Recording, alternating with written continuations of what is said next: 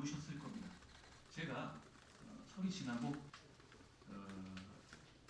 이재명 첫째는 이재명 설 직전에 대표적인 설을 지나면서 이재명 대표님에 대해서 여러 가지 관심들이 많으셨고 국민들께서도 설 밥상에서 이런저런 얘기를 나누셨을 겁니다. 제가 설이 지나고 그런데 이제 이 중요한 내용들에 대해서 이재명 대표님이라든가 민주당은 전혀 답을 하고 있지 않잖아요.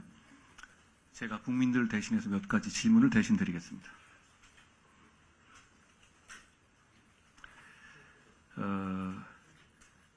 첫째는 이재명 대표께서 공금 법카로 1,000만 원어치 과일 사 먹은 게 사실인지, 과거 방송에서 냉장고에 과일 넣어놓고 꺼내 먹는 게 꿈이다 이렇게 말씀하신 적도 제가 본 거 있는데요. 아무리 그래도 세금으로 그 소원 이루면 안 되는 것 아닌지 제가 묻고 싶습니다. 둘째로는 과거의 명절 제사상도 이 공금 법카로 하셨던 의혹이 있었는데요. 그게 사실인지 묻겠습니다. 이번엔 혹시 안 그러셨겠죠? 셋째로 응급 헬기 특혜가 본인이 결정한 게 맞는지, 굳이 왜 헬기 타고 가겠다고 한 것인지 제가 묻고 싶습니다. 제가 이런 질문 물을 때마다 한 번도 답을 못 들었거든요. 답을 안 하는 것도 답입니다. 국민들께서 보고 계시다는 말씀 드립니다. 저는 이재명 대표님과 관련해서 민주당이 처한 도덕적인 딜레마에 대해서도 한번 생각해 봤습니다. 설 직전에 대표적인 운동권 정치인인 우상호 비대위원장까지 지내셨죠? 의원께서 저에게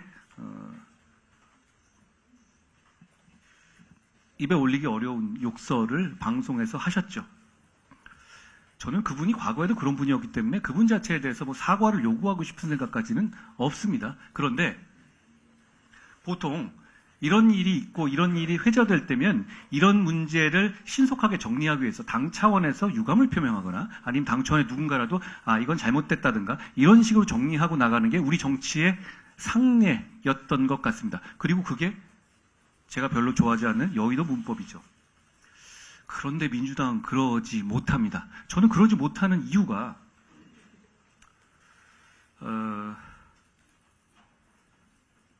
모든 것이 이재명 대표의 기준이 되다 보니까 이재명 대표께서 과거에 가족에게 했던 욕설의 수준보다 낮은 것들은 사과할 수도 비판할 수도 없는 딜레마에 처한다고 생각합니다. 저는 이게 우리나라 제1당의 큰 문제고 그게 국민적으로도 이 가슴 아프고 유감스러운 일이라고 생각합니다. 결국 이재명 대표는 공천의 기준도 대단히 낮춰놨잖아요. 본인은 다 빠져나갈 수 있게. 그러다 보니까 공천의 기준도 대단히 문제가 되고 도덕적 기준조차도 자신이 했던 모든 것이 민주당이라는 제1당, 전통 있는 제1당의 기준에 되는 것 같아서 대단히 안타깝다고 생각합니다.